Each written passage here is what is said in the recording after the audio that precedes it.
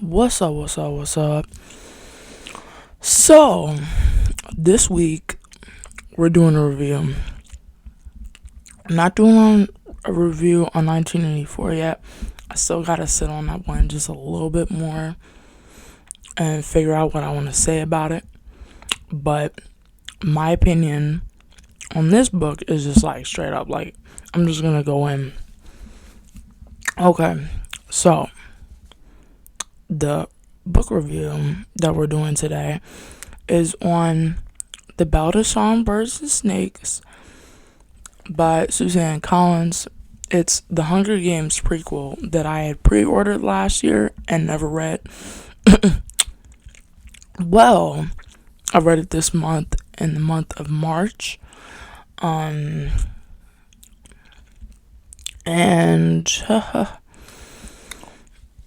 I was a skeptic when the cover came out, when the content inside of it came out. I was a skeptic because I really didn't see how Suzanne would turn a character that's super hated and then drag us along with him throughout this whole book and try and make us like him, or try and make us think about him a different way than what we already do. By we, I mean, like, the fandom. If you don't already know, when I was young, I used to make edits all the time on Instagram. They didn't get super famous or anything like that. I'm not like one of your biggest, most popular editors, but I did a few small contests back in the day and all that type of stuff, because I was a big fan. And I could see the similarities between our world and the Hunger Games world. So I made a lot of edits back in my day. Probably, like, I would say the last year of my the last year of my middle school career, and then like freshman year, and then I just stopped because I wasn't that good anymore, or I just wasn't, like, I didn't have the software, but now I do. Maybe I should start one again. Anyway, I enjoyed editing Hunger Games edits. Yeah, but anyway, I feel like everyone was a low-key editor back in the day. If you had a fandom, you were like making edits all day long. But remember those days? Things used to be so simple. We just sit on the couch and just make edits of your favorite characters and everything like that. Wish we could go back to that. But disclaimer, there's gonna be spoilers. Disclaimer. There is the other disclaimer is I haven't read the Hunger Games books in about 5 to 3 years. So, and I say 5 to 3 because each year I think I had read one. So Mockingjay was the very last for me, because Mockingjay was such a drag. I know I'm not the only person that thinks that, but Mockingjay was really a drag. I actually I knew that this book was going to be better than Mockingjay. Just saying. I knew that because, like, I knew it was gonna be interesting because there was gonna be stuff hidden in here that we obviously didn't know about President Snow and everything like that. So I knew it was gonna be better than Mockingjay. Like, anything's better than Mockingjay. I'm sorry, Suzanne Collins, but my goodness, girl, that last book, just way to drag out a book. But anyway, we're just not even gonna mention that. We don't act like Mockingjay just don't exist. We don't act like she's not even there. But but anyway, so I finished reading. Wow. Anyway, I finished reading. There we go.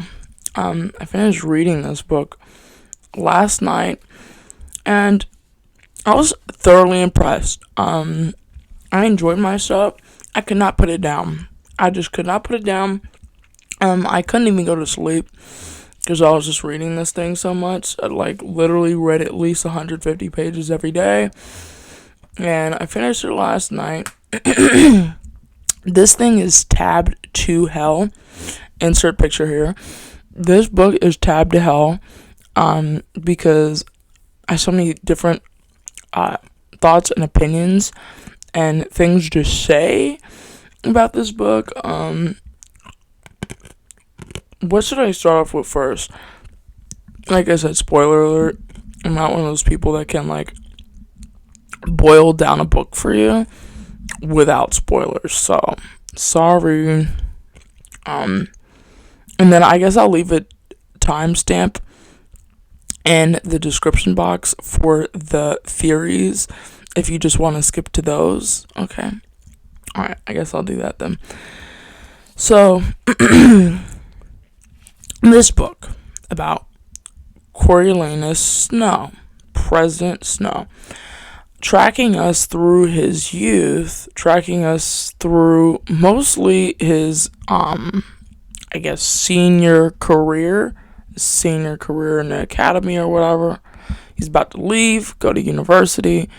They tell us a little bit about his childhood, tell us a little bit about the bombings, the war, the everything, his family dying, his family sacrificing to stay alive, selling off family heirlooms. They tell us how he and his family lost everything. Their riches were in, District 13, where they would, build weapons. I don't know if I'm even telling this the right way. Sad, I read it, but I'm not even really paying attention, am I?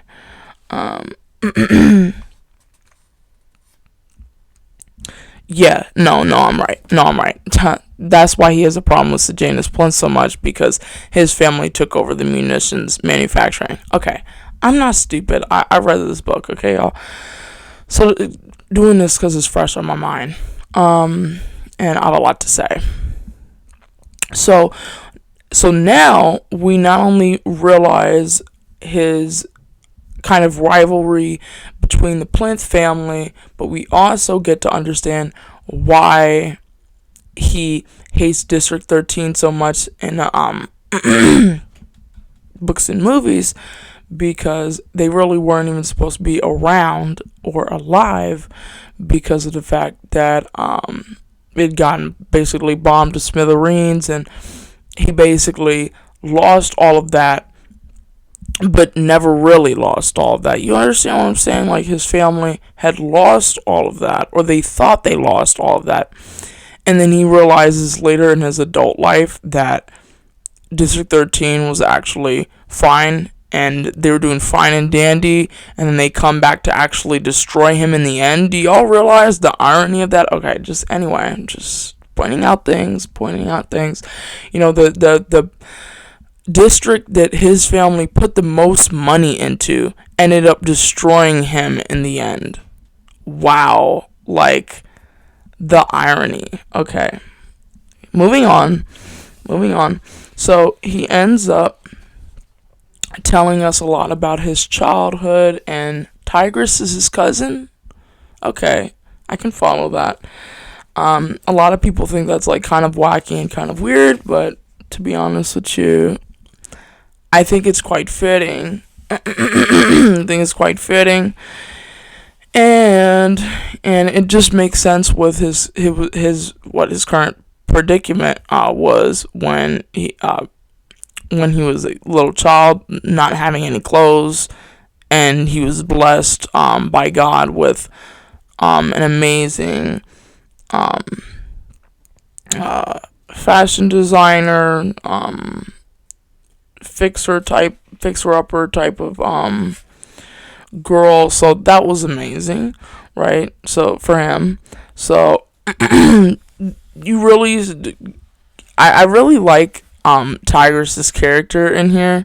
Like, I knew she was like really like nice in Mockingjay and everything like that, but um and now even like the whole smuggling them down into the bunker below her house, that all makes sense now too. So um all of that is so nice.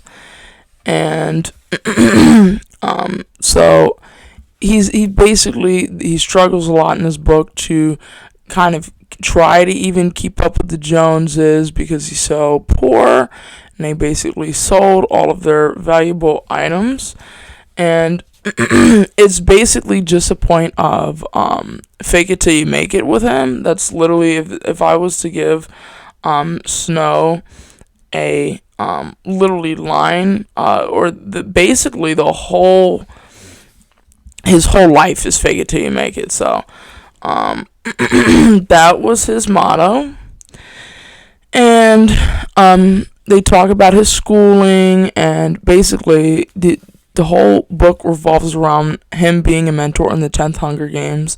The Hunger Games weren't that developed yet. It's not like they had all of this money to pour into different arenas and mutts and things, but you really start to see hints of where this stuff comes from. He was, ironically enough, he was the one that decided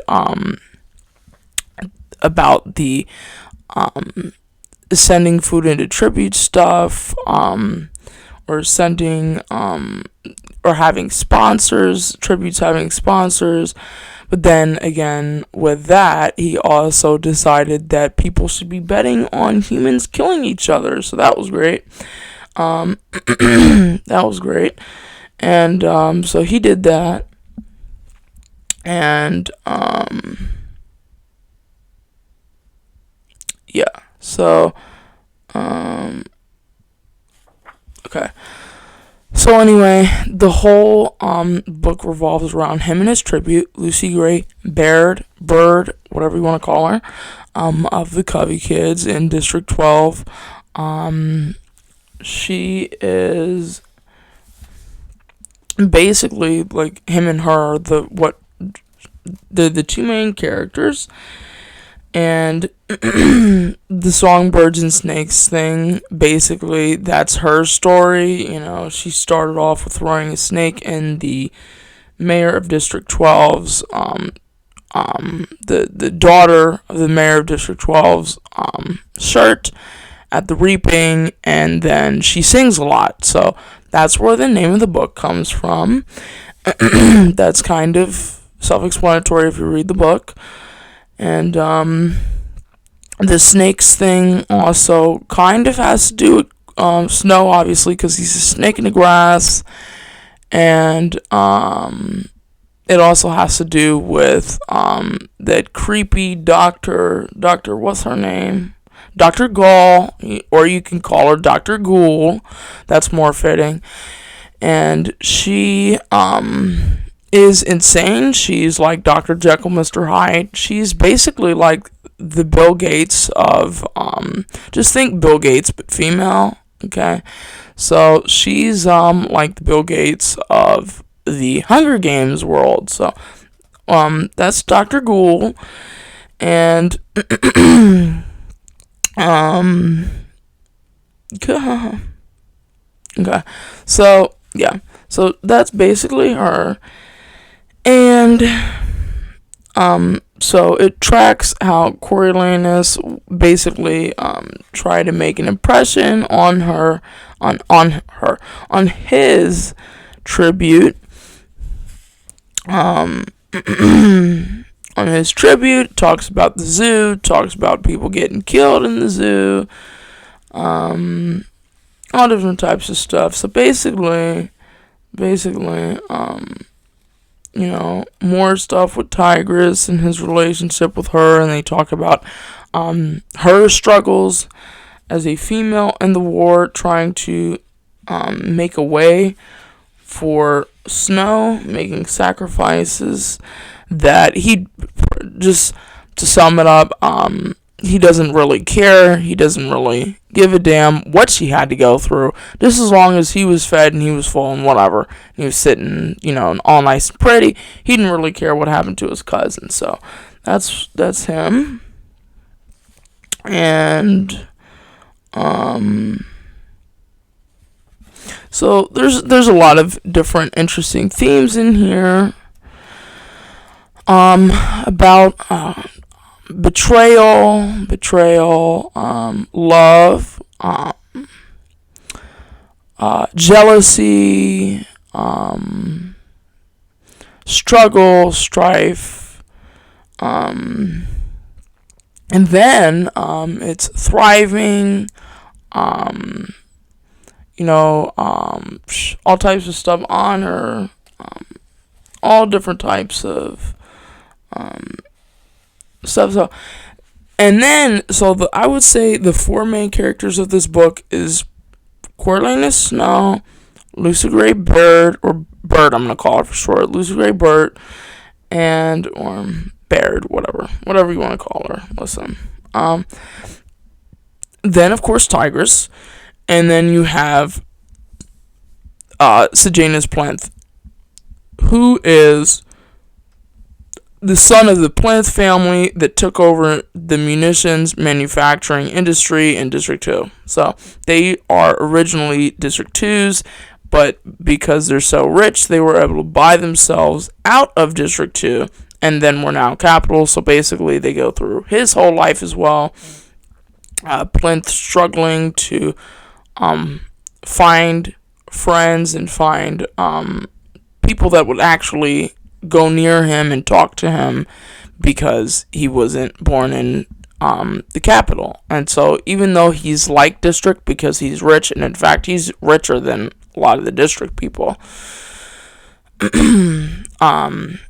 he struggles to fit in and all that other stuff. So you've got that, and then you've got Coriolanus, who, regardless, and this is one thing that you learn about Snow, even though he might hate people's guts, like he might literally actually hate them, he'll try and weasel his way in somehow, because he doesn't want anyone to hate him, right? So it's all, again, fake it till you make it. It's all smoke and mirrors with him, and so what you're seeing is not what you're getting, basically. And so he can act all buddy-buddy with Sejanus, and meanwhile he hates him. He doesn't like him because he takes things for granted, which is also kind of hypocritical of someone like Snow to say. And, all of these different things, and he just goes on and on, basically the whole book, complaining about how he's close with Sejanus and that he never makes the effort to actually get rid of him. So more hypocrisy and more complaining and bitching from someone that has it pretty nicely. And then it talks about him going in, saving Sejanus' ass more than one time. And so he does that a lot. And he, the theme of human nature comes up a lot. It kind of reminded me of Janine from Divergent, just a little bit. This Dr. Ghoul lady kind of reminded me of her, just tad bit, just a little bit. I really love the lyrics to all these different songs in here. I'm a fan. I'm glad they didn't just give us the hanging tree origin or the meadow thing origin. I'm glad that they didn't just give us that. I'm just glad that they gave us all these different songs that can be sung now. I just love the Hunger Games music. I love the soundtrack. I love the instrumentals and all that stuff. So it'll be fun to see how they do this with the new movie. Oh, this is what I wanted to say. Oh, no, I'll say that later. What am I talking about? I'm just flipping through here, just seeing. Then you have the whole thing with Clementia, who was also very close friends with him. In fact, he didn't mind her too much. He didn't mind her. But when they decided to take on this group project to basically illustrate how they would do the whole sponsor and betting thing, this was, mind you, this was the night that Arachne Crane died in the zoo. So she was all distraught, and she didn't want to write no damn essay. She's like, listen, Snow, like, I'm distraught. I don't know what's wrong with you, you soulless son of a bitch. She said, I'm going home, and I'm crying in my pillow tonight. And I'm just exaggerating here, okay? She said, I don't really care about all of the Dr. Ghoul stuff. She said, we'll deal with that basically when we get there, Snow. Like, why don't you have any feelings? Why don't you have a soul? Arachne Crane just died, and you don't care. So I'm going to bed now. Goodbye, Snow. And then Snow goes off to write it without her permission, it being a group project and all. And he goes and writes it because he can't go to sleep. He's having issues with that. And so he writes the essay all by himself, all by his lonesome. He writes it all, and then he doesn't think to tell Clementia before he goes to drop it off. So by the time he drops it off, it's implied that it's a group project. And he goes and tells Clementia, and she's like, what the hell is wrong with you? Why didn't you just go to sleep? Why did you have to do this right now?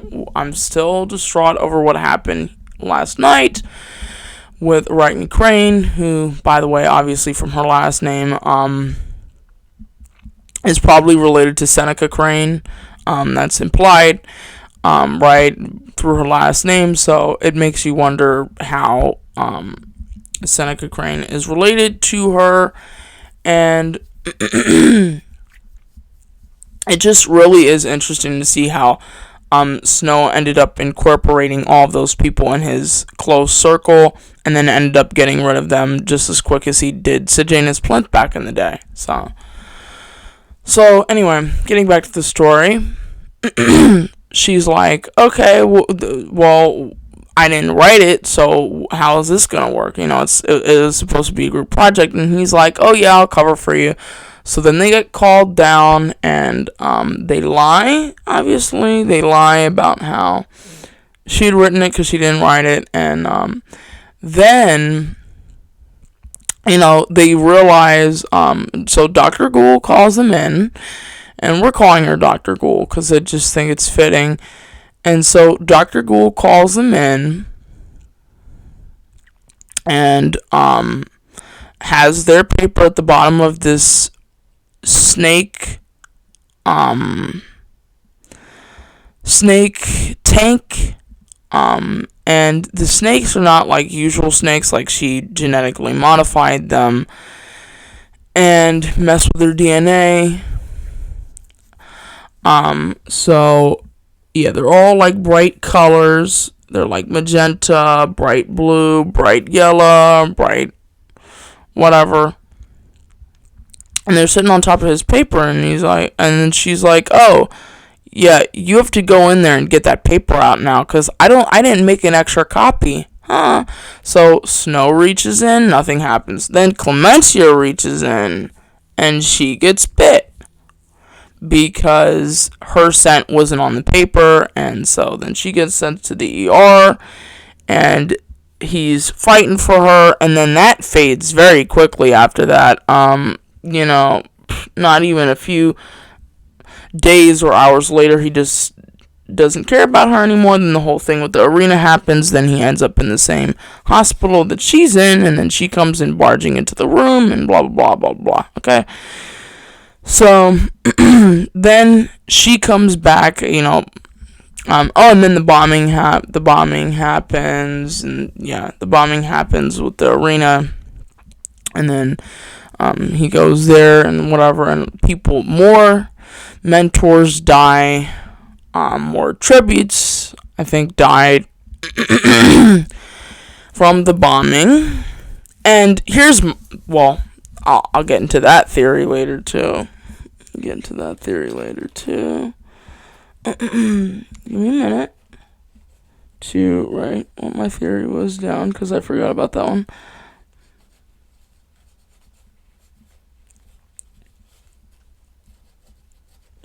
And I don't think it's a stretch to say what I'm going to say with all my theories. All my theories are top notch. I'm a very good theorist. I've been doing this for a good amount of my life, so I think I got it when it comes to a book. Okay, so so more conflicts with Sejanus and him running into the arena like the dummy that he is, and then all the stuff with the food and all different types of things. So go on, and then Coriolanus Snow, they basically find out that he cheated and he used the compact to give to her, and hinted towards the fact that it should be used as a weapon to hold the rat poison in. So that's where the whole yes, you can bring a token with you into the arena, but it cannot be used for. So we know that was the whole. I don't think a lot of people realize that either. That was the whole. We got the origin story of why it cannot be a weapon or anything like that, and why a pin is kind of forbidden in the arena, because you could bring a token, but it cannot be something that can be used as a weapon. Although pretty much anything can be used as a weapon. I mean, really, when you think about it. So that's what that's about. And so then they also find out, because he finds out one night while talking to Dr. Ghoul. He walks out of there, and he finds out basically through overhearing some of the people that work at the what's the place called? I forget what the place is called. I could put it up now, or just you forget about it. You know what I'm talking about. And on his way out, he hears that they're gonna release the snakes in the arena. So he drops a handkerchief that has Lucy's scent on it. He just so happens to have that on him or whatever, and he was able to keep something of hers, and he drops it into the tank because he already knows what the snakes do with the whole Clementia thing. So he's got a leg up there, and the snakes won't hurt Lucy. So he cheated. Cheater, pumpkin eater. And so they find out about the compact. They find out about the smuggling food into her. Then they find out the handkerchief, and all of that. So they find out all of that, and they basically say, "Your son, you need to get lost, go somewhere. We need to clean this up right now." So Lucy won. If you couldn't already tell, Lucy won because he cheater, pumpkin eater, and he cheated because he loved her, or he says he loved her. I'm not even sure what to think of that anymore after reading what I read last night. So he says he loves her, whatever. Or I think he did love her for a little bit, and then after the arena he started to realize, or spending too much time with her made him realize that she does have a heart for the districts, and she's not capital. So so not compatible there. And they basically tell him get lost, so he gets lost. The taxes come. The Tigress told him about that a few nights ago, so he's basically screwed. He has to get a job or something, a summer job, and the only thing that's open is volunteering to be a peacekeeper. So he basically says adios to Tigress, leaves her to deal with his and her grandmother, and he says bye-bye. He says, I'll send a check every month, but you're gonna have to deal with all the odds and ends of it. So peace out. So he peaced out. He goes to District 12, and looking for Lucy because he thinks there's a chance she might still be alive, and just a chance to get away and make some money during the summer. So he feels useful for once in his life, and not make Tigress feel all stressed out, and actually, is giving her money every month, even though in the end she still has to deal with all the big issues, like getting the penthouse hold, like finding a place to live, like taking care of their grandmother and trying to find food for her. And so yeah. And Sejanus ends up coming too, because he was indefinitely shunned for what he did, which is pretty traitorous, and they're giving him a second shot because his dad basically paid a shit ton of money for a new gym and a lab. So his dad's loaded the house, and his mother, it's Sejanus and his mother that are really soft and sentimental, and they don't really like the way that the district goes. So he also, it kind of worked out for him anyway, because he doesn't like being in the capital, and being in District 12 feels like the closest he can be to home without getting killed. So he goes to District 12, and so now Sejanus is there right next to, tagging along with Snow. And there are some benefits to having Sejanus there, like having his mother bring in sweets, ship in box of sweets every single week, which is pretty much impossible to find, even in the mess hall, because they're not about doing that. It's just the basic nutritional needs and whatever the hell else. So they also are able to trade with that at the Hob, and to get tickets to go see the Coveys.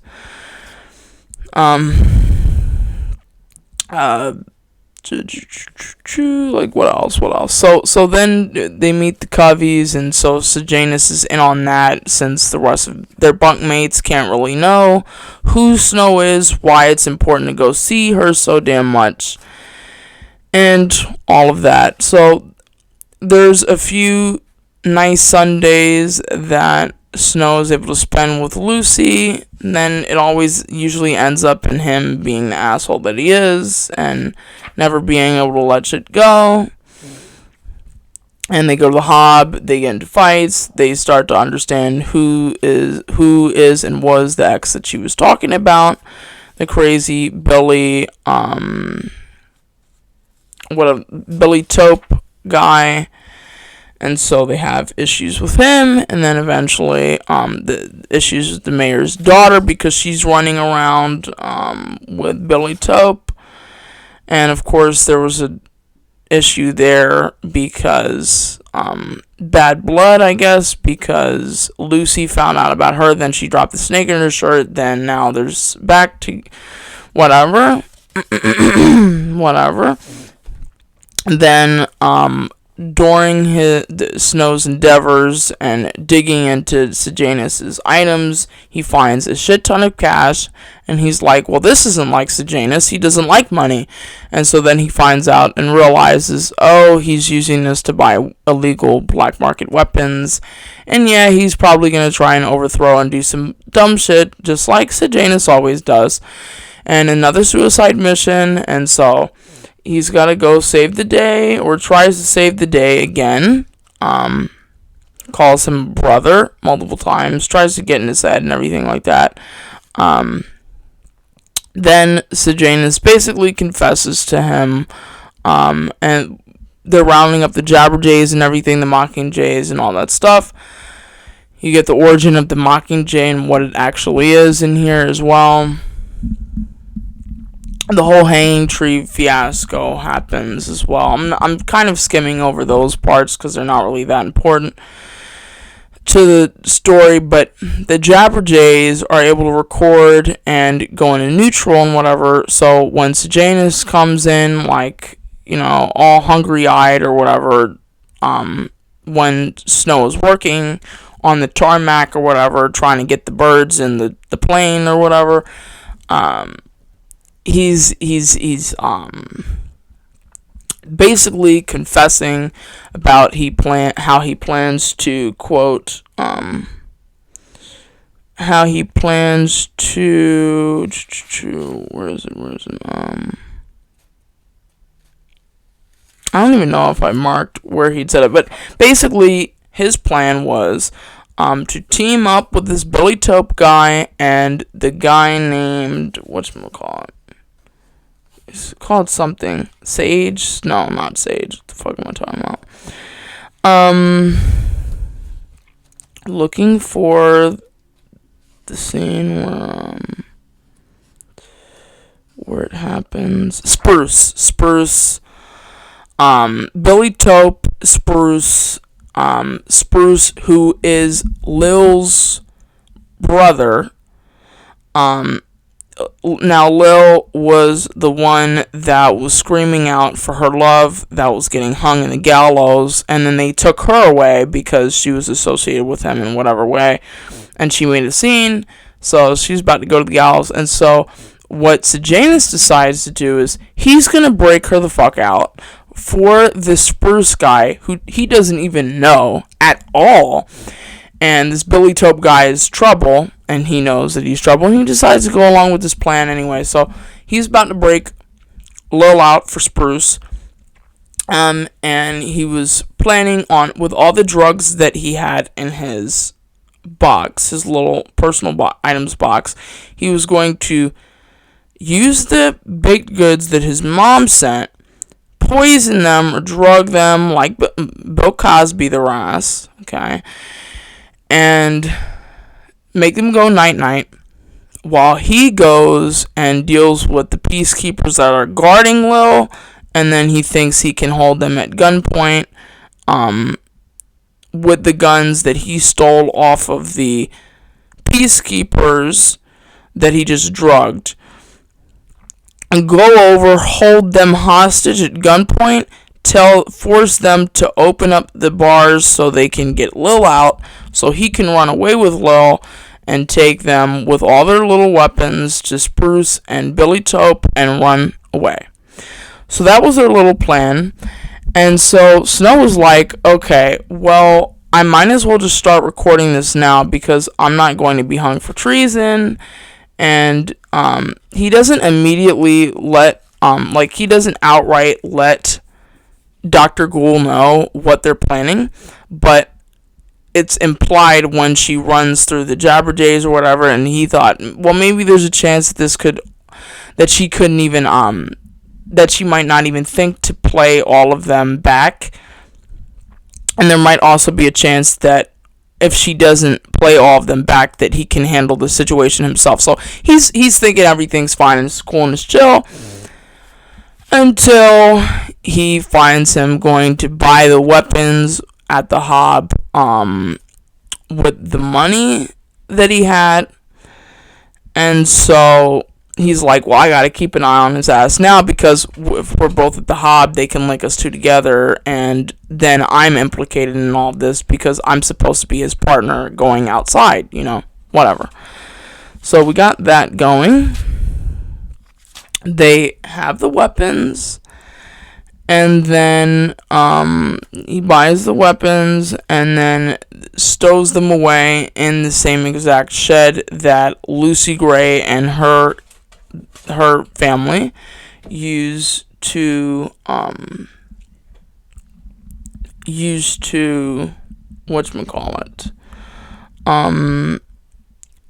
practice, uses their backstage, whatever. And so he finds them back there with Sejanus. He follows Sejanus back there, and he gets a shotgun pointed at his face, and then that whole debacle goes and happens. So he's definitely got blood on his hands if he didn't already before. And he's terrified about where Spruce took the guns. Then they figure out that Sejanus was plotting everything because Dr. Ghoul actually did play the birds back then. Sejanus goes to the gallows and basically he murdered his own friend that he called a brother. And then Lucy is talking about running away because they're terrified because they're probably going to get caught and strung together with the whole murder, especially her because she's got a motive to actually kill the mayor's daughter. And so she's like, I'm running for my life. So are you going to come with me or no? And he agrees that they're going to run away. She gives him a message where to meet her at, drops him the Addy, and then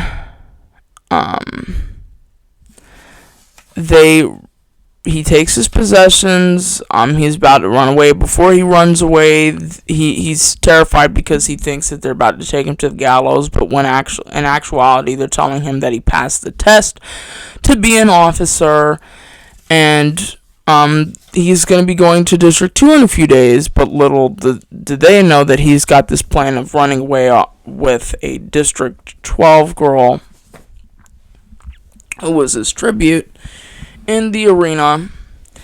And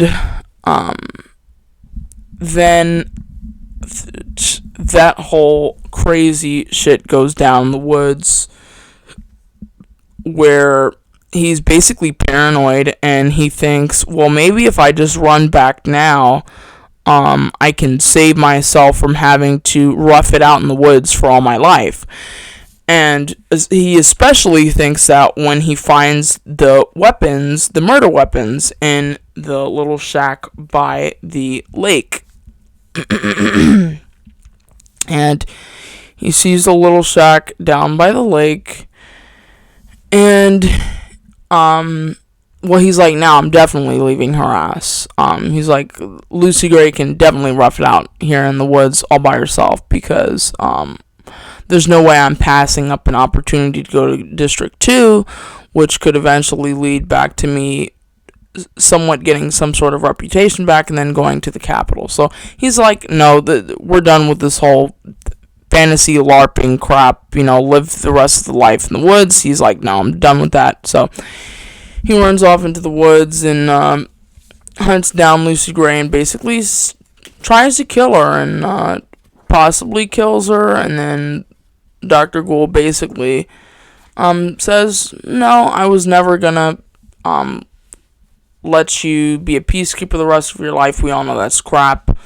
And then the story basically ends with him going to university, taking Sejanus' parents for a ride, and letting them pay for everything, even though he killed their child, and well, not really inadvertently, basically got their child killed, although they'll never know that.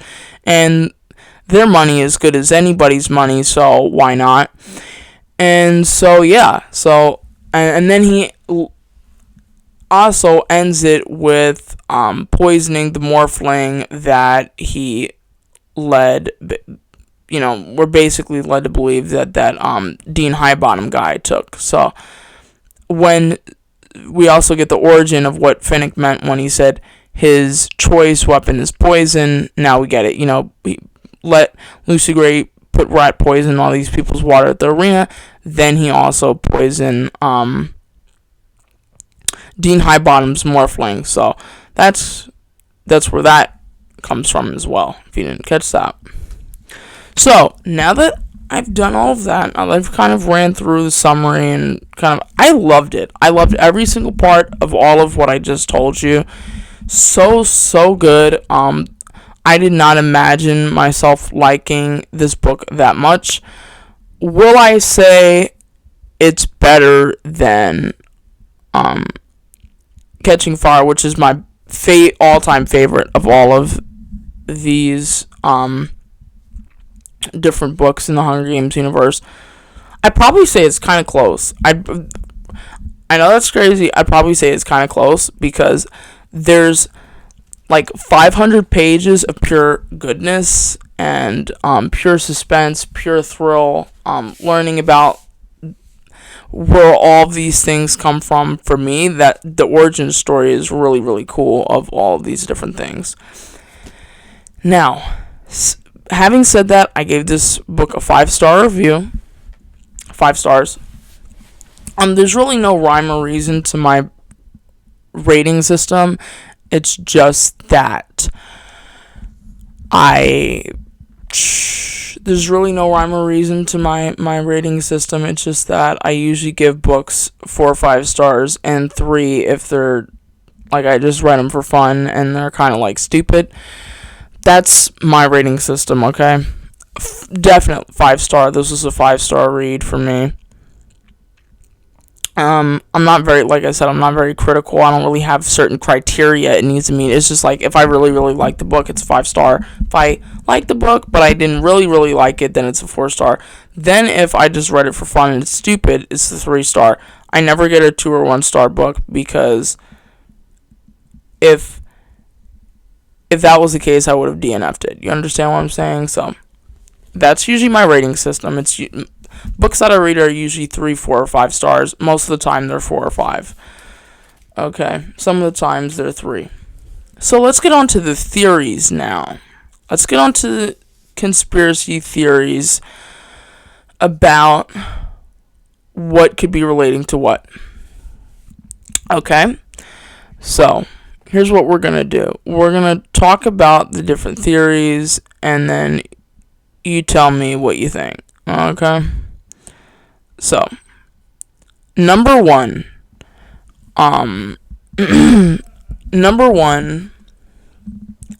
really truly believe that when they were bombed in the arena, I truly believe it was the Capitol that bombed them. I don't think it was the rebels. I think it was the Capitol. See, here's my normal conspiracy theory type stuff, okay? And here's why. Sorry, brushing against the mic here. The reason why I'm led to believe... Now, I don't see a lot of people thinking this. I don't see a lot of theories on this. I think a lot of people just have accepted at this point that it's the rebels. But hear me out. I think that... And could have it been District 13? Could have it been the rebels? Could have it been whoever? Yes, absolutely, absolutely. But... listen to me now. If you pay very close attention, okay, here's my like 9/11 type conspiracy theory, but it's really the Hunger Games type theory, okay? Okay. This reminded me a lot of like a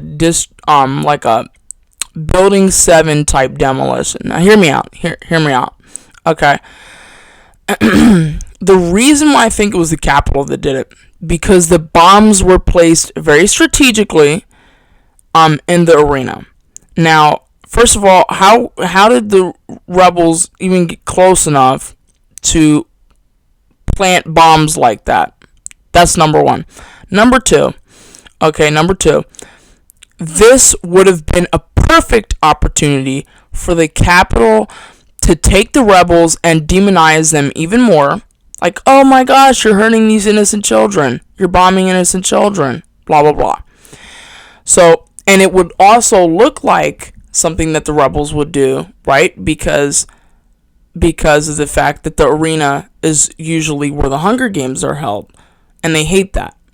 But then again, they also would be willing to sacrifice a few to, right? So it makes it look like the rebels did it. And it makes it look like the rebels did it almost too perfectly. Almost too perfectly, y'all. So what I'm saying is, my theory is, because they noticed where all the bombs were planted and everything like that, I think it was a controlled demolition. Now, they didn't want to completely destroy the arena. That's why the bombs were placed very strategically.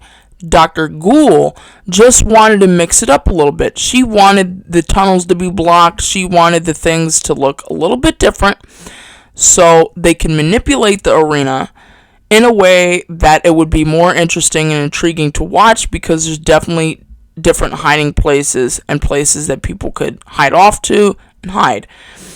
And so I think it was a controlled demolition by Dr. Ghoul, and by the Capitol. And I think they agreed to it because, number one, they get to demonize the rebels even more so. Number two, it mixes up the arena, and it makes it more entertaining to see kids climbing up on crazy rubble and all this other different stuff. So, that is my theory.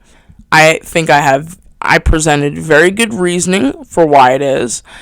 And it also gave them, think about it. So it's been 10 years since a real true bombing has really happened. Really, technically, or not even really, I guess. I don't know. But to have the rebels, quote unquote, do something like that kind of is a nail in the coffin on the Capitol's justification, right, for doing the Hunger Games in the first place. So this all works out in the Capitol's favor. Even though they lost a few mentors and tributes, who the hell cares? They don't care. This all worked out in their favor. You understand what I'm saying? So I think I have very good reasoning for why I think that it was done by the Capitol, not by the rebels. So that's my first theory, and I haven't seen a lot of people talking about that. So I'm just bringing it to the forefront, and we all know that was probably like a Building 7 demolition right there. My other theory that I haven't seen a lot of people do, and then we'll get on to the different ones that other people are talking about. This isn't really a theory. This is just my connection. And I don't know if you guys really peep this. You'd really have to be looking closely, and I think Suzanne Collins did this on purpose, right? This is more a theory about how this book is kind of relating to this movie that I'm talking about. So there are two references in this book that stood out to me because I'm a Sound of Music fan, and I kind of picked up on these, and they were supposed to be subtle, and they definitely were. So let's go on and let's find the ones that I'm talking about. So there were two different references, I believe, to the movie Sound of Music. And I think it actually makes sense I think it makes even more sense when I give you my proof and my reasoning for why I think Suzanne Collins kind of took a little bit from the Sound of Music here. It's a very twisted type of Sound of Music, but Sound of Music nonetheless. So let's go here, and I tabbed up where my proof is, so I can show you the receipts, wouldn't it? Okay. Anyway, I can show you the receipts.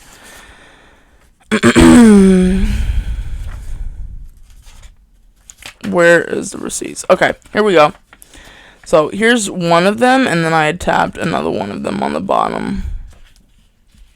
Looking for the receipts, because I got the receipts, okay? I got the receipts. Where'd the receipts go? I'm looking all, I have the receipts, don't worry. I'm looking for, before when they're talking about the tributes going away. Oh, here we go. So they're not even that many pages off either. So here's the quote, and this is what stood out to me. Now, adieu is basically just goodbye, right? But listen to me, okay? Yes, anyone can say that in a book, but is that a common way to say goodbye? No. Usually you say goodbye or adios, or no one says adieu, right? But think about it. Where in the Sound of Music in the So Long Farewell song. So let me get to that later, but let me just read you this quote found on page 306 of the hardcover edition. It says, after a full half hour of remembrance, Lepidus bid the show's adieu to Festus and Io as Coral and Circe had succumbed to venom. Adieu. Okay, so in the So Long Farewell song in Sound of Music, people are probably gonna think I'm like really grasping at straws here, but just listen to me, okay? In the So Long Farewell song, what are they talking about? A cuckoo clock, a bird in the cuckoo clock, or whatever the hell, because they're like, let me just read you the whatchamacallit, the lyrics, so you can understand that I'm not BSing you. Okay. So Long Farewell lyrics. Right? Okay, let me tell you what the lyrics to this song are. Now, a lot of people, you'd have to be a real Sound of Music fan. You'd have to be a real Sound of Music fan to really pick up on these hidden references, right? Now, like I said, adieu is really never used to say goodbye. Only in the Sound of Music. And when you really think about it, it makes a lot of sense. So let me tell you. The lyrics are, it says, there's a sad sort of clanging from the clock in the hall. So let's break down the lyrics. This is kind of fun, y'all. Like, me conspiracy theory self. Okay, I'm telling you, I've heard nobody give this theory, but I am today. Okay, because I know Suzanne Collins did this on purpose. I know she did. There's a sad sort of clanging from the clock in the hall. Heavensby Hall, the clock in the 75th arena, the clock. Yeah. Understand, okay? So, that's the first line. We're only at the first line of So Long Farewell here, and we already got two references, right? And the bells in the steeple, too. And up in the nursery, an absurd little bird is popping out to say cuckoo. So, it's talking about a bird. Mockingjay, the Mockingjay bird. See, even the So Long Farewell song can be applied to the Hunger Games. I know it's crazy, but just look at the lyrics and you'll understand what I'm talking about, right? So, then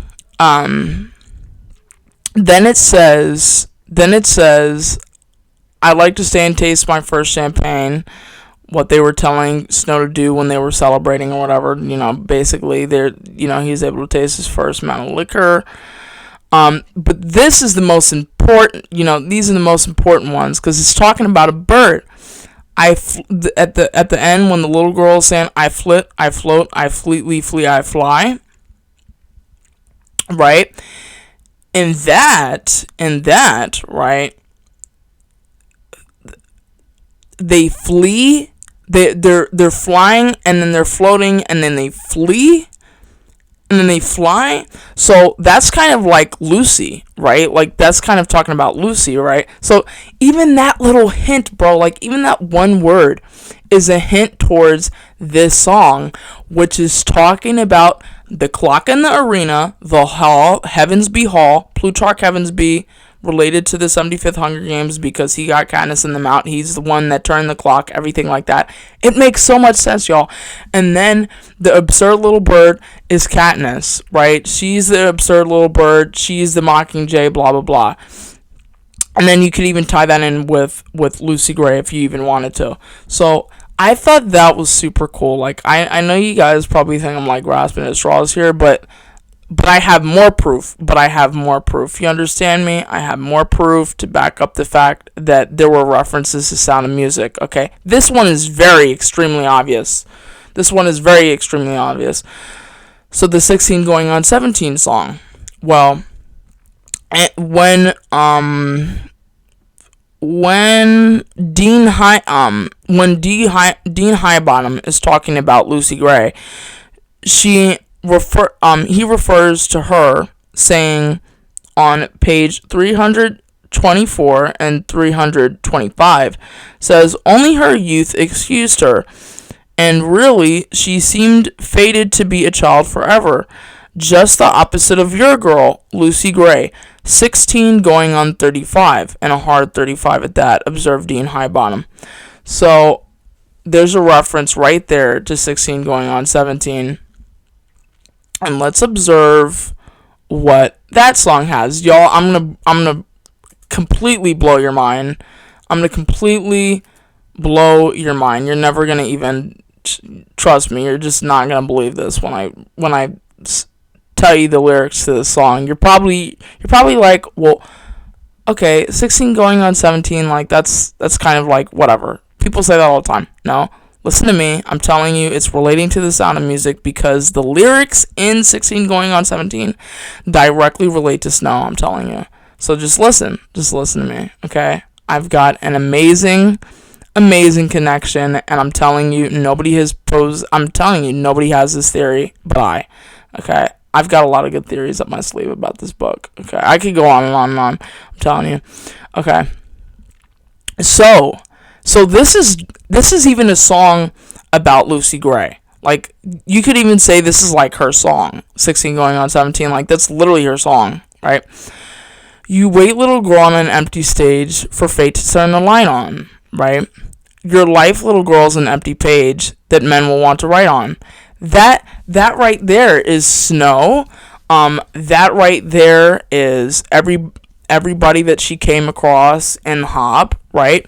All these peacekeepers begging for her attention, even though she's 16. Then is an empty page that the Capitol wants to write on, right? Because, right? So, I'm telling you. Eager young lads and rogues and cads will offer you food and wine. Wow, who was offering her food? Not wine, but he was offering her food all the time. People in the Capitol and Snow. Snow's constantly bringing her food. Come on now. I'm telling you. I've got the receipts. Okay, I'm telling you. I know what I'm talking about. She totally did this on purpose. I'm convinced Suzanne Collins did this on purpose. And I love me some Sound of Music, okay? Anyone that knows me in real life, I love the Sound of Music, okay, y'all? Like, seriously. So, of course, I would pick up on this, okay, because I just do. And then, this is the most important part. The most important part.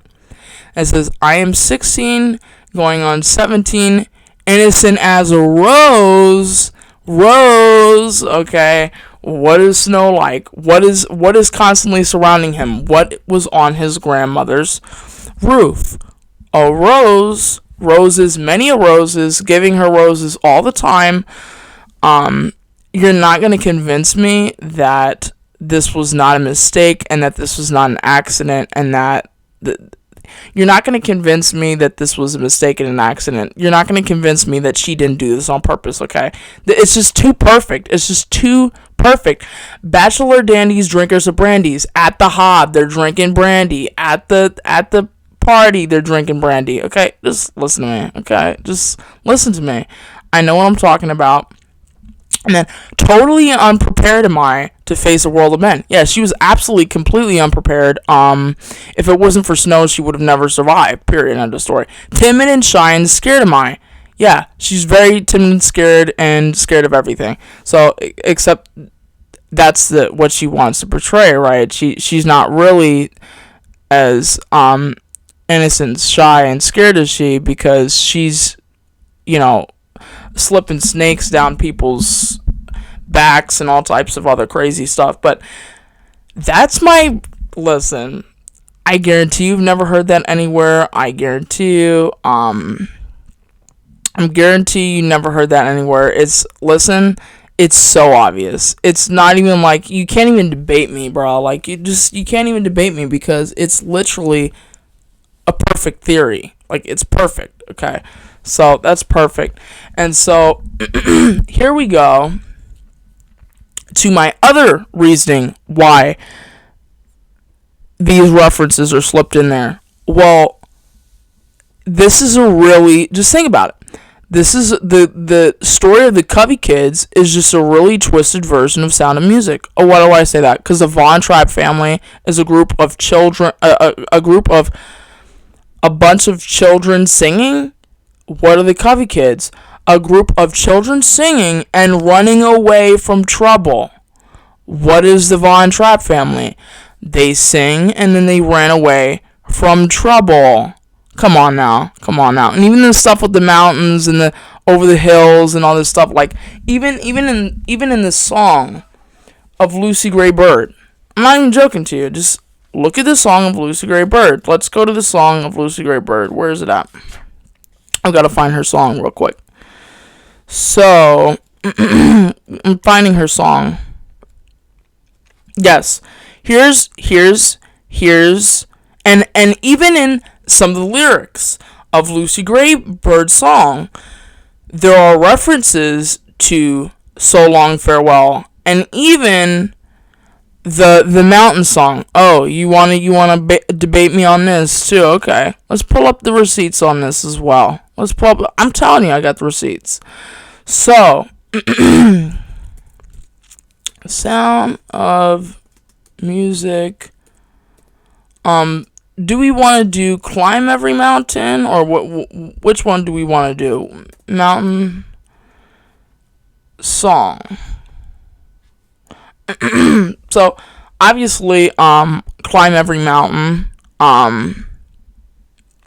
is referenced kind of slightly in here, right? Or just, let's read the song, right?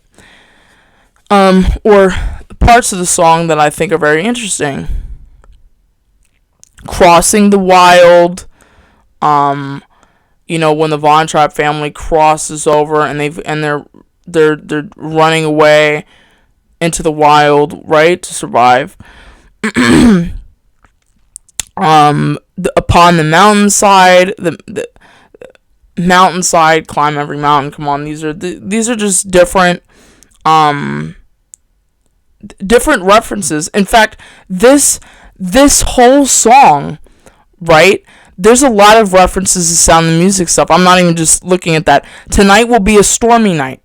When does she sing? When does Maria sing the song about my favorite things, right?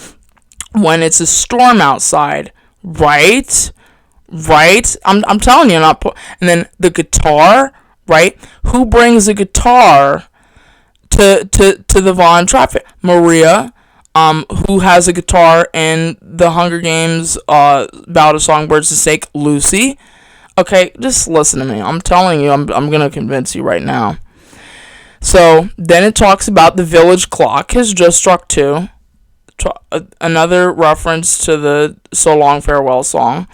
Mountain does, different green, all types of stuff, all these different things. So, and then it almost talks about escaping and all this type of stuff. And you're just not going to convince me. You're just not going to convince me that was not done on purpose. There's definitely a lot of references to Sound of Music in this book. I'm just telling you what I know. I'm telling you what I know is one of the biggest fans of the Sound of Music movie. There's a lot of references in here. Okay, you could just pull it apart. But those are my receipts. I think that's enough to rest my case. I rest my case on that. So, here's the other theory that a lot of people have, and I actually have the same theory. And a lot of people are like, "Oh, that's ridiculous. She's mirroring her own couples." Yeah, she kind of definitely is. Kind of absolutely is, if you ask me. Now, here's the thing. Both books are both stories, right? Because it's all in the Hunger Games world, but it's 2 separate stories, right? It's a story about Snow and his childhood, and it's a story about Katniss and what surrounds her. So, the stories are more similar than people would actually like to admit to in terms of the love aspect of the story, the romance aspect of the story. So Snow, the theory is that Snow, Lucy, and Billy Taupe mirrors Peeta, Katniss, and Gale. Well, and some people, here's my problem with this theory, right? A lot of people just say that Peeta and Katniss just mirror Snow and Lucy, but they're not even realizing that third wheel is there in both stories, right? The bitter not even ex, just guy that wants to be with the girl, and then just let me get to my proof here, okay? Proof. The obvious is, first, is a love triangle with the exact same dynamics. You have the girl, you have the boy that the girl is interested in, and then you have the guy that's just sitting over there that's bitter because he always thought that he was going to be with her, and now she's picked the other guy, okay? It's classic love triangle story.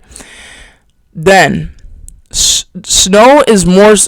A lot of people love Peeta, but hear me out, okay? Snow is Peeta. Snow is very similar to Peeta, okay?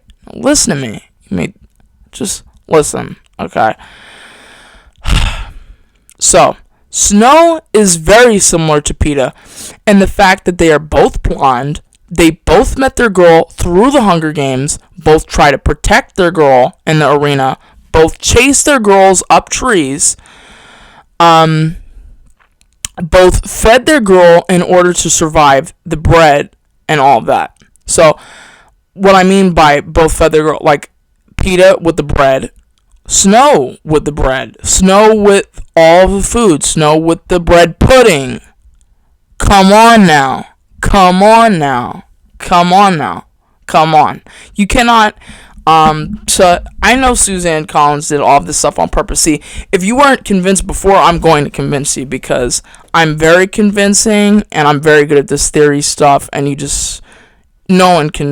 listen, nobody's gotten anything on my theories, okay? Period, end of story. So, I bet you didn't hear that one before, yeah. Maybe I should repeat that one. Peeta with the bread in the rain, and then Snow with the bread pudding. Bet you didn't think about that one, did you now? Okay. So, and what I mean by chasing them both up trees, well, remember in the first Hunger Games when Peeta literally scared her with the District 1, District 2 tributes up that damn tree? So we just forgot about how Peeta was just, scummy at some times, and then also scaring them all the time. Then we can go back to Mockingjay when he's scaring the crap out of her because he's going off the hinges after the Capitol basically destroyed his mind. But he's done this before, so there's many similarities to Snow being Peeta. Obviously, the physical attribute that they're both blonde, that's kind of obvious, right?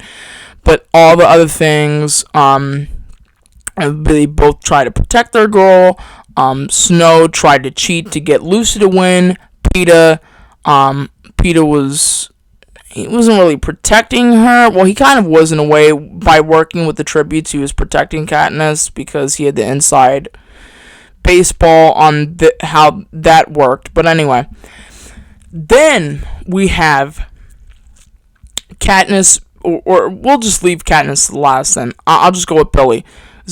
Billy and Gale are kind of, a lot of people could argue that Billy and Gale are the kind of most similar.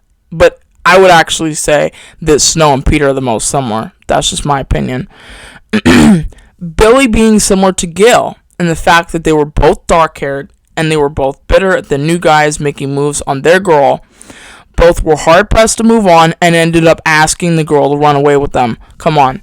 You guys, whoever doesn't think that they're being mirrored and they're mirroring each other is just stupid, and they're just not realizing that there's all these different things they've done that are exactly like what these people did. So, for instance, right, again, the obvious, they're both dark-haired, they're both bitter at the new guys making moves on their girl, both very upset about that.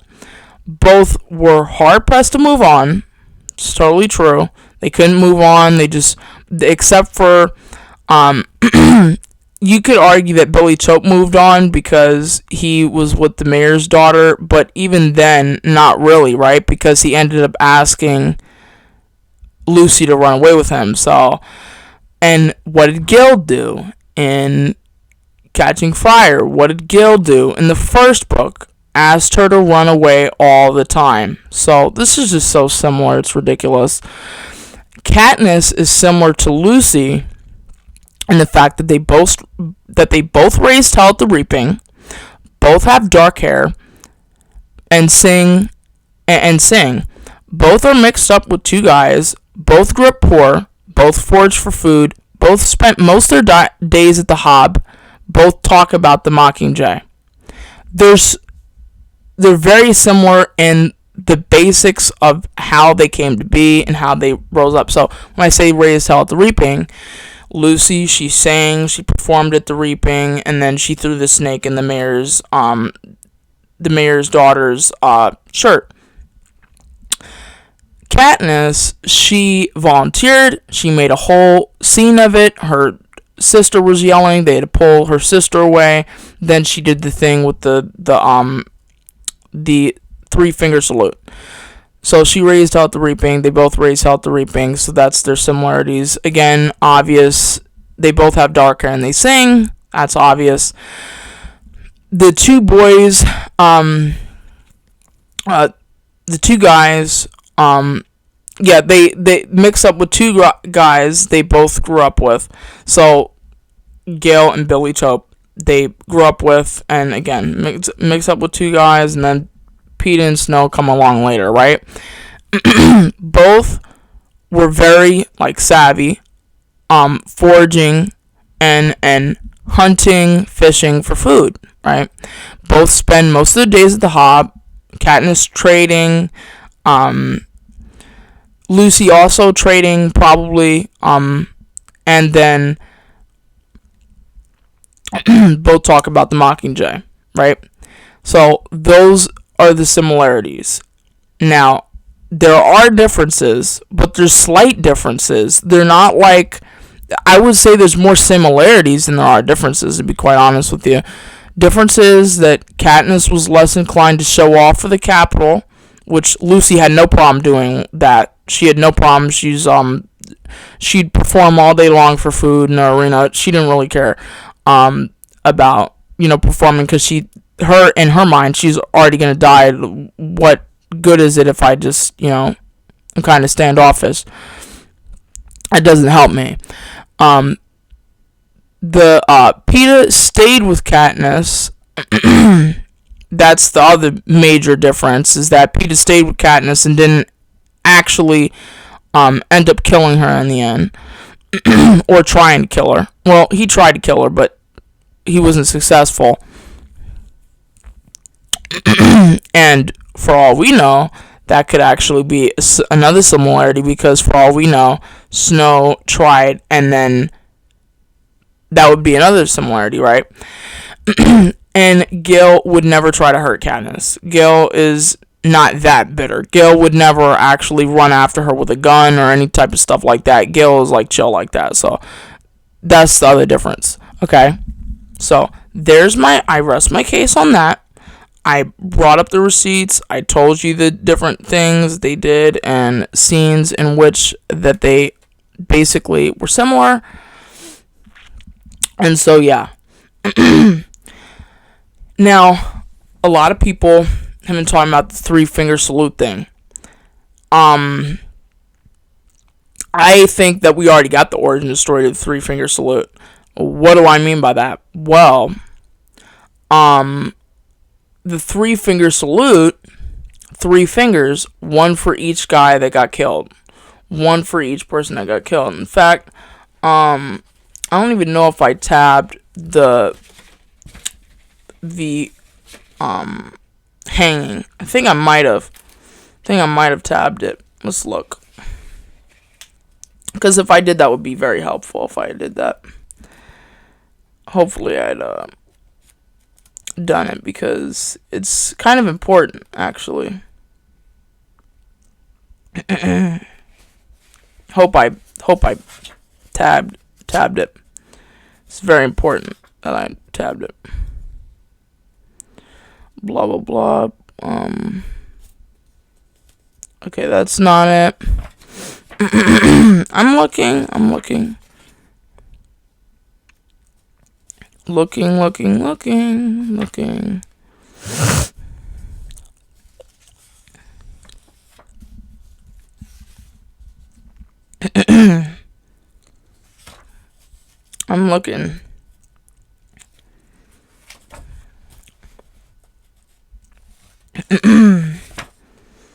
I have no idea. Did I tab it? I don't think I did, y'all. I'm looking. Yeah, no, I did not. But here's the thing, okay, about the hanging.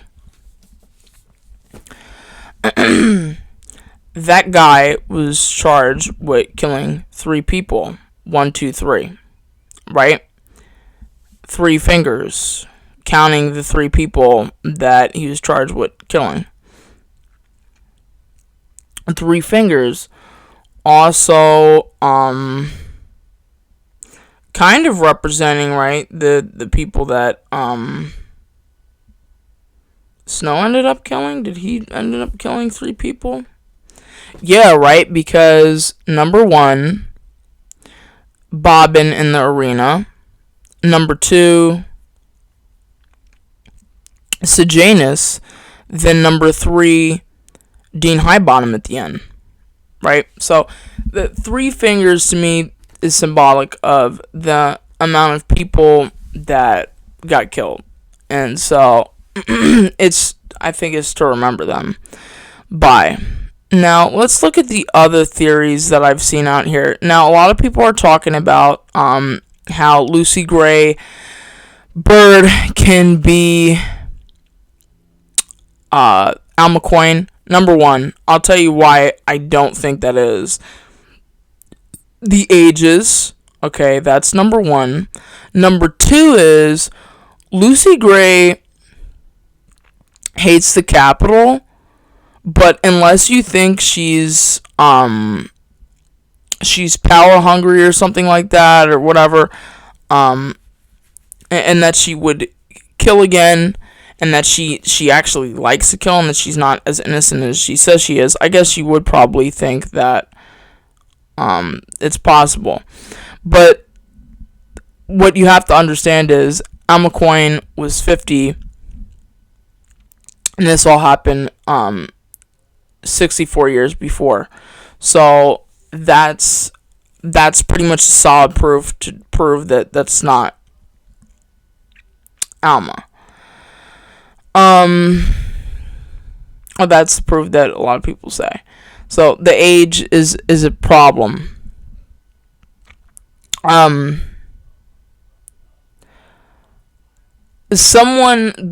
saw this comment in another theory video that I thought was really interesting. Someone said, I was so worried my theory that Plutarch Heavens B is the son of Hilarious Heavens B and Lysistrata Vickers, and that he developed his sympathy for the districts via growing up with his mother telling him the story of how Jessup saved her life, and would be in this video. But anyway, I actually think that's a really good theory, and it would make sense, right? Because Plutarch could come and be hailing from District 13, but then how the hell did he make his way into the capital? So I think that's a decent theory, and it would make sense because of what happened to Lysistrata.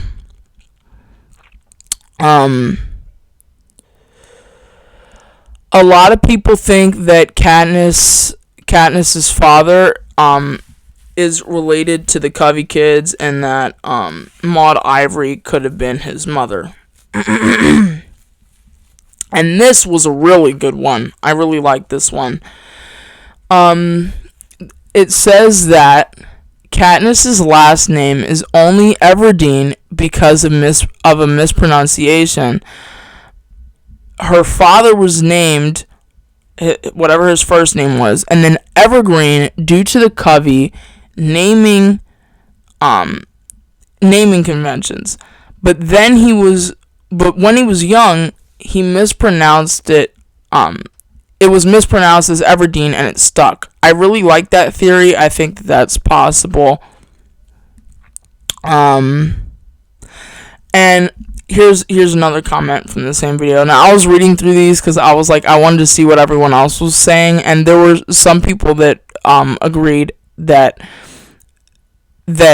yes,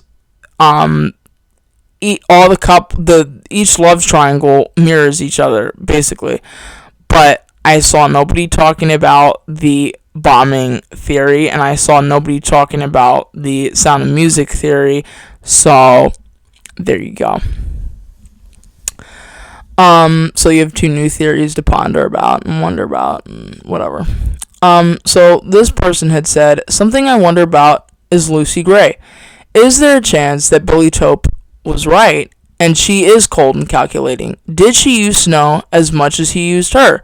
She sings about living by her charms. Could this mean she was taking Snow for a ride, manipulating him to get him to help her more in the games? I don't know. I'm not sold on it, but I just wonder. And it's funny because I was wondering this exact same thing, right? Was she just as cold and calculating as Snow was? Therefore, a lot of people could think that she is Almacoin, and that's why they have such a bitter rivalry, and therefore that's why they hate each other so much. That's why. A lot of people could think that, but I don't believe that's the case, just because of the whole age thing. But is it possible she was lying? No, I'm just kidding. Anyway. They say, I just feel like she is very open-ended, especially her experience in the games. We see very little of it. So could she have been a stone-cold killer? And at the end, she's so devoted to the Covey, but she leaves them behind. Is this to protect them or herself? Again, I'm not sure, but there's something that sits wrong with me about her. I wondered if anyone had that feeling. And yes, I absolutely had that feeling. I wondered the same thing. Why would she leave all of those kids to basically just die? So I was just wondering that myself. And then I was also wondering, though, now mind you, think about this too, guys. At the end, when she sets the trap for Coriolanus Snow, which is what it was a trap. But at the same time, the snake had no fangs and it was not poisonous. So what does that mean too? Does that mean she was just trying to scare him? Does that mean right? Because how did the snake have no fangs and not be poisonous? She had to have known that, right? Right? Okay. So that's my theory on that one as well. I don't even know what that is a fact. Whatever.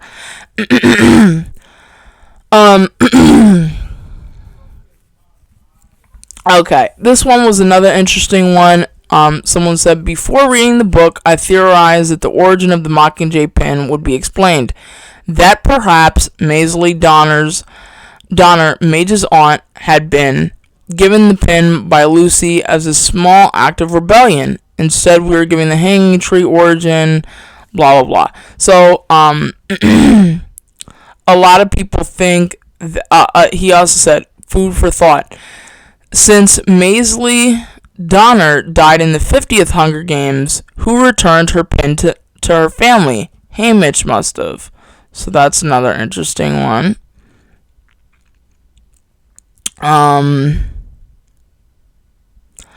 Now this is another one that I'd have to investigate. I'd have to reread the first book. To understand what this is about. This is really interesting. So I think I'm going to actually probably go back and read the first book just to see if this is real or not. It says, "Whoa, I have no idea if this could even be possible, but Tam Amber is the goat man in the original book. I might just be going crazy after my second read through. I have no evidence, so don't take it seriously." Lucy Gray says to Tam that she was going to find a goat when she was actually leaving 12 with Snow. It is a long shot, but Lucy says they have been talking about getting a goat and selling the milk. She's talking about a goat farm, actually. I think they already had the goat, right? Because they had the milk and the goat. Anyway, so they wanted even more goats, so maybe that's why they call him the Goat Man. And that would actually make a lot of sense. That I really do think, here's the thing, right? I think you could reread the whole Hunger Games trilogy and find little pieces, bits and pieces, because here's my theory, right? I really do believe that Suzanne probably read her 3 books over at least one time, watched the movies at least twice, and then wrote down little bits and pieces of things that we could go back and try and find and connect later. So, in a way, right, she's kind of doing a Stephen King type thing right now, where, yeah, it's all the same universe. This is all the Hunger Games universe stuff.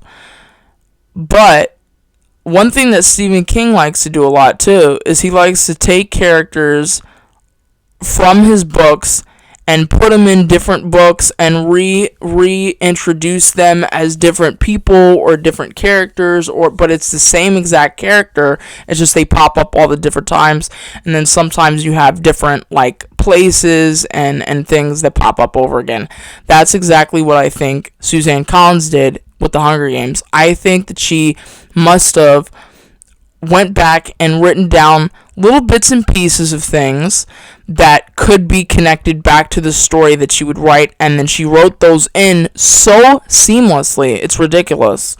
A lot of people hate this book, but I'm telling you right now, it's so good. Someone said, I've seen this theory go around a bit. Lucy Gray returns as Greasy say. I was like, whoa, but who knows? It will always be a mystery. So I don't really believe that one at all. I think she probably ran away to District 13, and then somehow Coin could be related to her, or she might be related to... Who knows? Alright, so this one says... okay, I already mentioned that, because I was thinking that when the person in that video was talking about the 3-finger salute, I'm like, they already gave you the origin of the 3-finger salute. That's literally talking about the 3 people that were hung. So those were some good, interesting theories. Like I said, I really doubt that Alma Coin is Lucy Gray. I just don't think it adds up. I don't think it makes any sense. But then again, is it possible that Alma Coin was related to... I mean, even her name, though, it doesn't make any sense, because that's not what Lucy Gray would have probably named her. So, whatever. I really, like I said, I'm going to end this off by saying I really enjoyed this book a lot. As someone that really loves the Hunger Games, loves dystopian, loves... The Hunger Games will always have a nice little sweet spot in my heart, just because of all the edits that I used to make, just because of the characters and just the message in the books. It's so amazing. I just love this book so much. And it is the book that nobody asked for, but I loved it. I loved every second of it. I really, really did. I loved this so much. The book, I could keep going on and on and on about different theories, about different things that I thought about this book. I'm so glad that I finally got around to reading it. And I really do think, just because I want to see who the hell the Goat Man is, I think I'm going to reread the first book. I think I'm going to do that. And I'm going to see if and honestly, I might even decide to reread the whole trilogy again, because I want to pick up on different things. And I'm sure there's a whole lot more that she probably hid in here that we're just not even thinking about. But the Sound of Music theory, I really stand by that one 100%. 100%, I stand by that theory. I also 100% stand by the fact that I don't think it was the rebels that bombed the arena, that it was a controlled demolition. They did that like a Building 7 type thing. So that's my theory. Those are my theories, and it was really enjoyable reading this book. If you haven't read it yet, I suggest you go read it. Although, don't read it if you haven't read the other three. I mean, you could read this before you read the other three, but none of it would make sense, because even though this is a prequel that was written after the other three. So it's like, I feel like it'd honestly be better to read them in the way that they were published, but I mean, you could do whatever, because it's technically considered a prequel, so you technically could actually read it before the other three if you wanted to. But anyway, I really enjoyed that book. My interpretation of it is that I just like it more than Mockingjay, and so that's the thing, and that's good. And I would suggest you guys read it.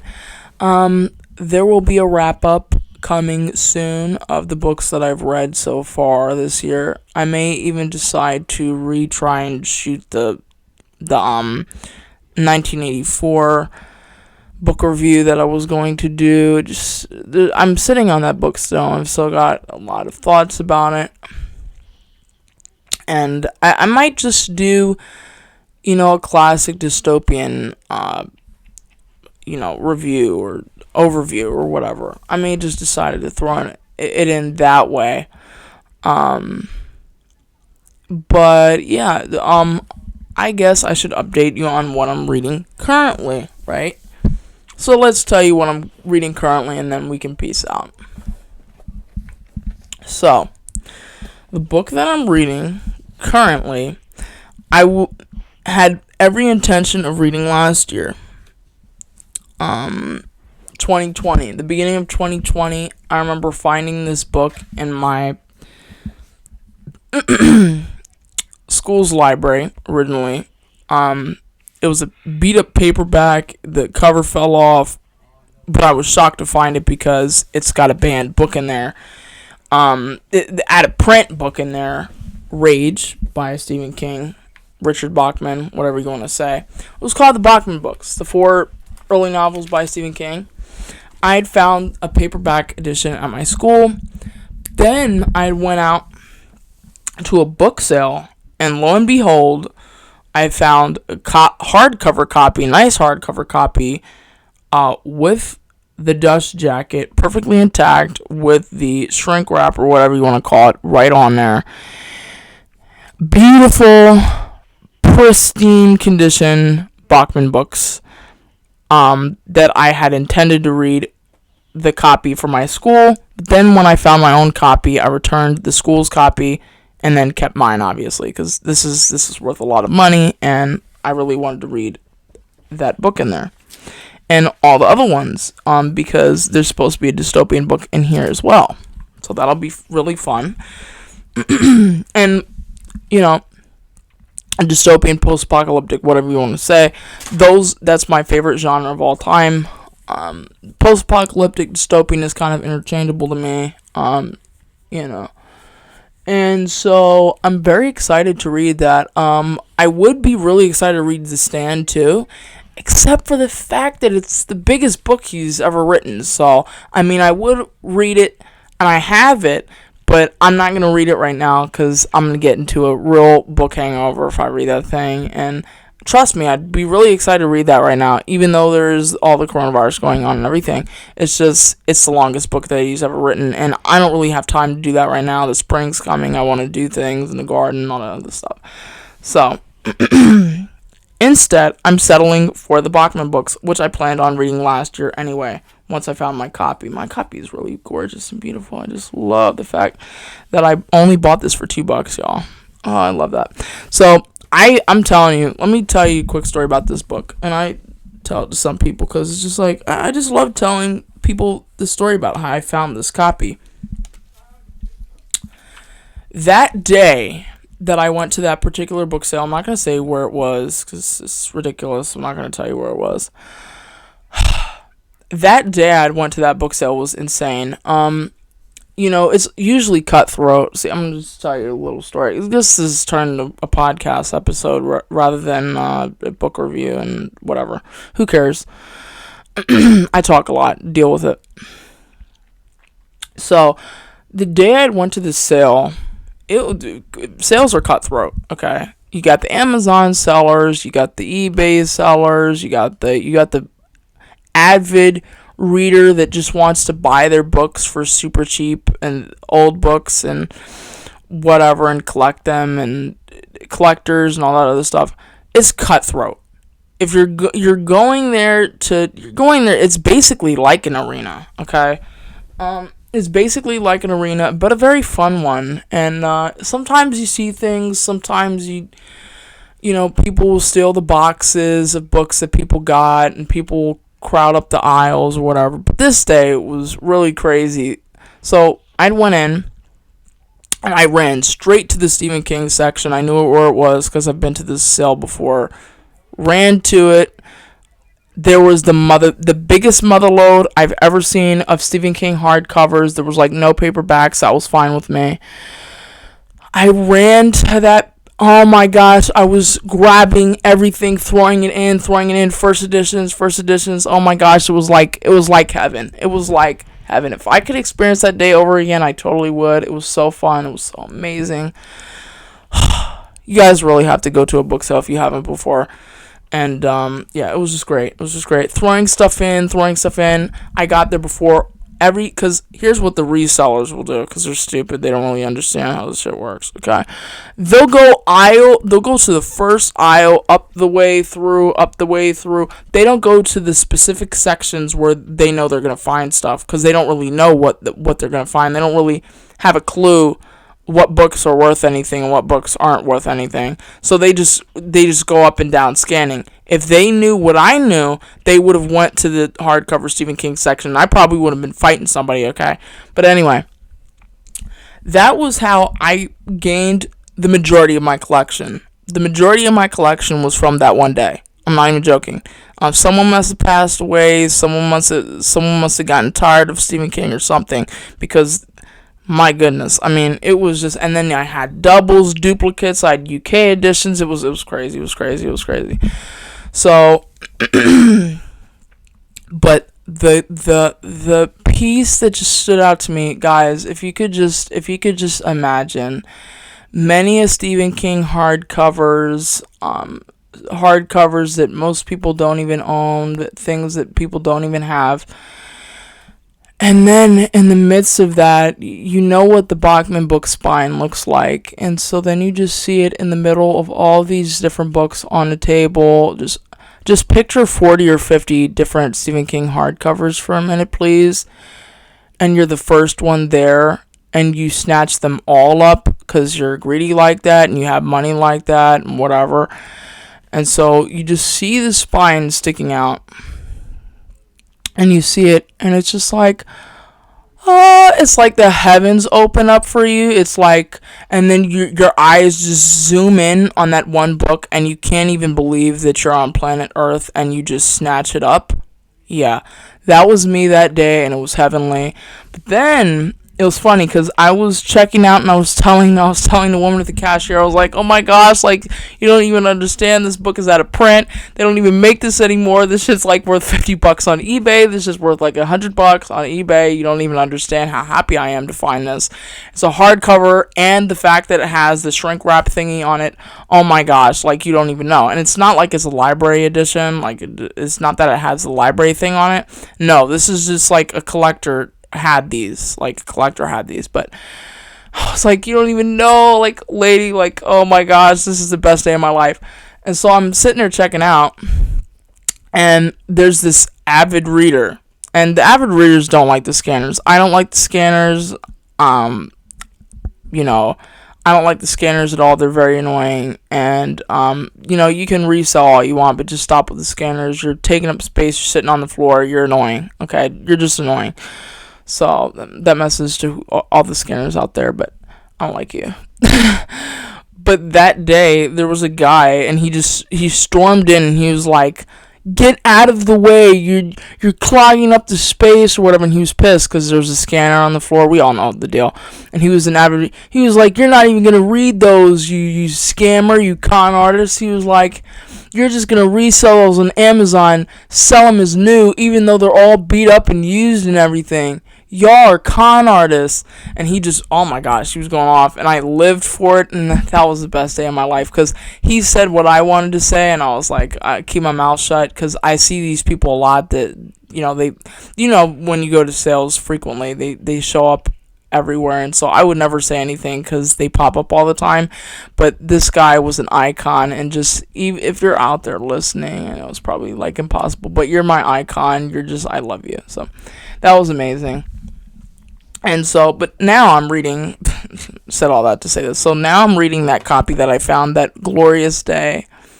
Oh, it was a glorious day. Oh, my bags were ripping, the bags were so heavy, they were ripping. Just, if I could go back to the days where they had book sales, this shit sucks, man, I'm telling you, this whole COVID pandemic shit sucks. It's like, I would, oh my god, I would do anything to go back to a sale in that particular place, but it was so nice that day. That day was so nice. That day was so gorgeous. But anyway, so I read the beginning of this book and Stephen King explaining why he had published under the name Richard Bachman. Interesting start. But I'm reading the first book in this or novella in this series. There's 4 novellas or 4 novels or whatever you want to say in this book. Most people call them novellas because they're kind of short. There's 4 of them. The first one is Rage, the second one is Long Walk, the third one is Road Work, and the fourth one is Running Man. Well, I'm reading Rage right now, which is the reason why this book is out of print in the first place. The other 3 you can find anywhere. It's just that they took this particular book out of print because of Rage and because of the school shooting. The whole novella is about a school shooting. But I'm reading it now, and it's, gosh, I mean, this guy is psychotic. This guy is freaking insane. So it's just interesting to, I guess, get in the head of someone like that. It's craziness. But the one that I'm kind of most excited about is the dystopian one in here. I was the most excited about Rage because it's so rare, and because it'll be interesting to see how he even wrote that, a subject like that. But the dystopian one is really kind of my bread and butter, so I'm excited to get to that one. So you'll be seeing a wrap up kind of soon, maybe even something relating to gardening soon. And all of that. And so that'll be interesting, you know, like that'll be really interesting. I didn't even plug my thing. Okay. So, yeah, that was the review of Ballad of Songbirds and Snakes. I could go on and on and on about how much I love that book. And all of the different crazy things that Snow did, but I'm just going to be sitting here waiting for the movie, and well, you know what? I should do my dream cast for this book, because I have an artistic eye, and I feel like I should just do one, because a lot of people have been doing them, like what my dream cast would be, because they haven't even casted for this movie yet. They probably haven't even wrote the script or nothing like that yet, so I should totally make a dream cast thing, you know. I should totally do that. I should totally do that. I'm gonna do that. That won't be my next video, though, because that's stupid. I did back-to-back Ballad of Songbirds and Snake videos. I don't know. What do you think about it? What do you think? Put in the comments down below. Make sure to like, share, and subscribe. And yeah, just keep out for more content on this channel. I really felt like I had to make this video, not only because I just read this book, but because I haven't posted on this channel in a long time. So I kind of felt like I had to post something, put something together. My goodness, this channel's like, honestly, I'll be real with you. My second channel is, in my eyes, is more of my main channel. But this is my main channel because this is where we keep clean over here. We don't get into all the controversial stuff. We don't get into all types of crazy things. And so, over here, we just kind of keep it, like, low-key, you know. But over on my second channel, I just go off, you know. So, that's that. And so, I would say, though, on the theory about, Katniss's dad, I would say that's a good theory, because they do mention Katniss, and they also, in this book, I don't know if you noticed, in that song they also mention Hawthorne, Gale Hawthorne. So it's also possible that if her dad wasn't born from one of the Cubby kids, well, then Gale definitely was. Right? So, that's something to sit on to. And, yeah. Something to think about. So, anyways. So, till next time. Bye. I guess. Wow, I can't even believe it. This took me that long to record that video. This is like getting to be too long. Anyway.